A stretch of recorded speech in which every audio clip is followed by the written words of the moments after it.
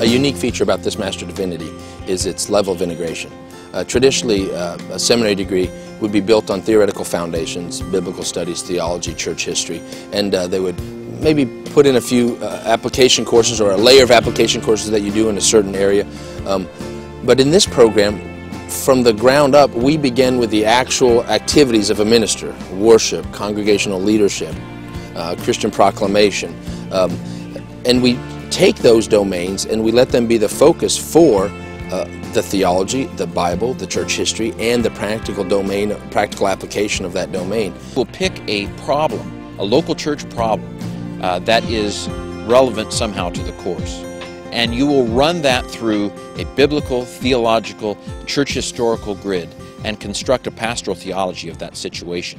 You will, and this is again, this doesn't happen anywhere else, you're going to get feedback from a Bible expert and from a theology or church history expert on your work.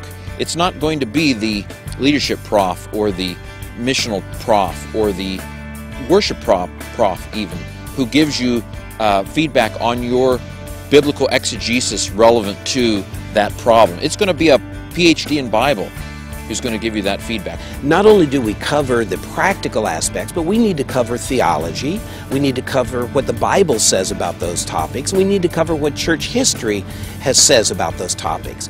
In many schools, those are different courses. They will have a course on the theology of preaching, and you might not actually get to a practical course on preaching till a year or two later, and by then you may have forgotten all of the theology about preaching that you had learned earlier.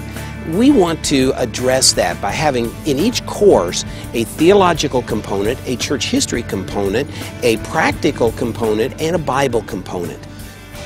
Our model doesn't tear you out of a local church environment. Matter of fact, it makes you get in one if you're not in one already before you can even participate.